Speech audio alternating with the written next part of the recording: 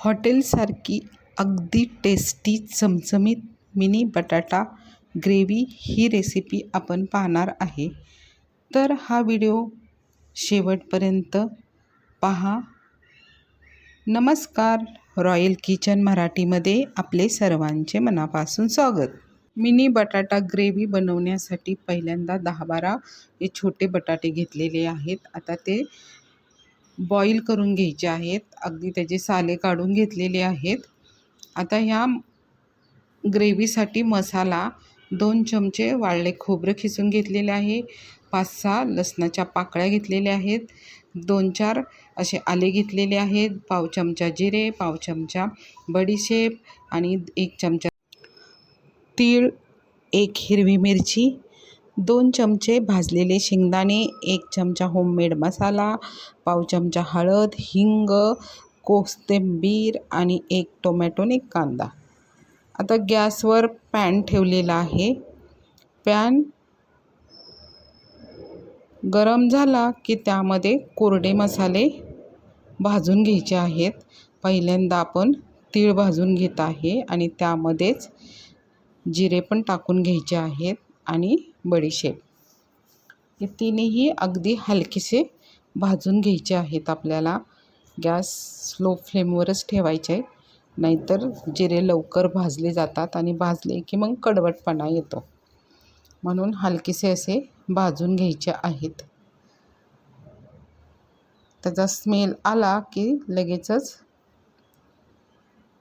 एका ताटामध्ये ओतून घ्यायचे आहेत. त्यानंतर गॅसवर पॅन ठेवायचा आहे. त्यामध्येच वाळलेलं खोबरं टाकून घ्यायचं आहे. खोबरं पण जरा ब्राऊन कलर येईपर्यंतच आपल्याला भाजून घ्यायचं आहे. म्हणजे छानपैकी भाजल्यामुळे ग्रेव्हीला त्याची टेस्ट चांगली येते.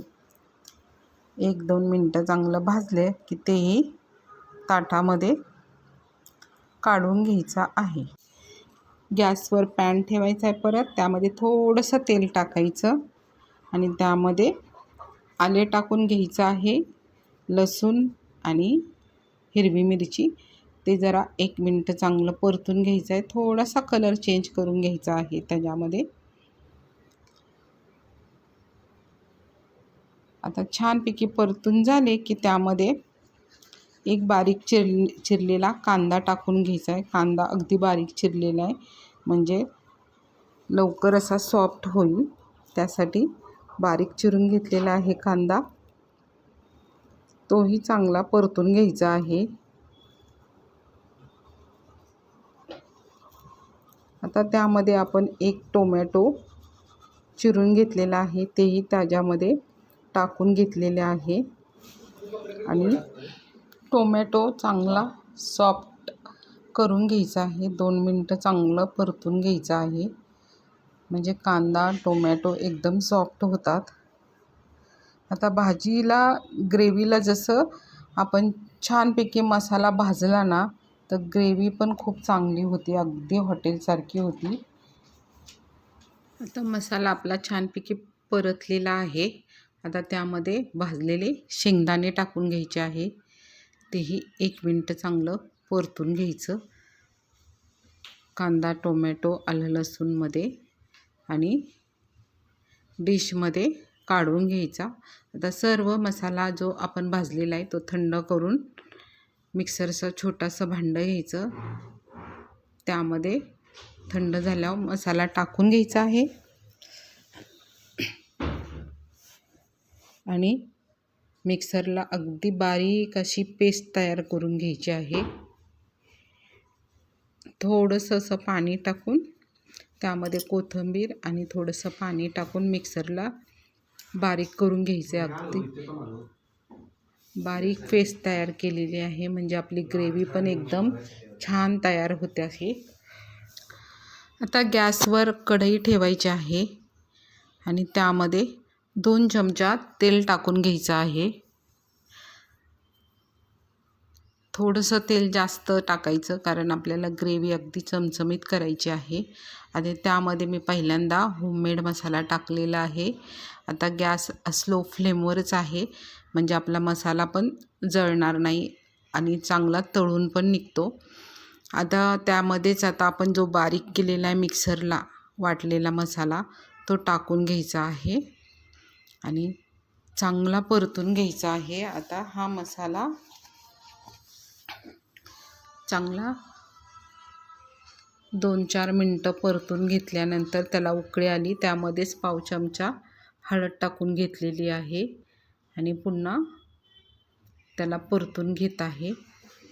आता मसाला चांगला शिजला पाहिजे त्यासाठी त्याला झाकण लावून घेतलेलं आहे. आता मसाला चांगला शिजलेला आहे. आता त्याच्यामध्येच आता मिक्सरमध्ये जे थोडंसं पाणी टाकून तेही टाकून घेतलेलं आहे आणि परत त्याला झाकण लावून ठेवलेले आहे. आता 2-3 मिनटं चांगलं झाकण लावून ठेवायचं म्हणजे असं तेल सुटेपर्यंत. हे बघा मसाला छानपैकी शिजलेला आहे आणि तेल पण सुटत आहे. आता त्यामध्येच आता आपण बॉईल केलेला मिनी बटाटा टाकून घ्यायचा आहे आणि तो परतून घ्यायचा आहे. आता त्यामध्ये चवीनुसार मीठ टाकून घेत आहे आणि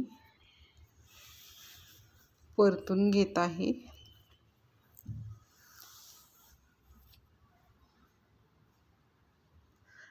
आणि त्यामध्ये पाव चमचा हिंग टाकलेला आहे. हिंग मी शेवट टाकलेला आहे कारण हिंगाचा जरा स्वाद भाजीला छानपैकी येतो.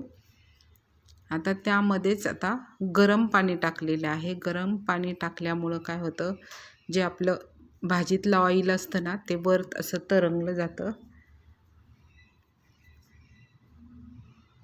1 ग्लास मी पाणी टाकलेलं आहे त्यामध्ये आणि त्याला परत आता झाकण लावून ठेवायचं आहे. छानपैकी उकळी येऊन द्यायची आहे. एक उकळी झाली, हे बघा इतका मसाल्याचा मिनी बटाटा तयार झालेला आहे. मस्त अशी ग्रेव्ही आहे. आता ही ग्रेव्ही आपण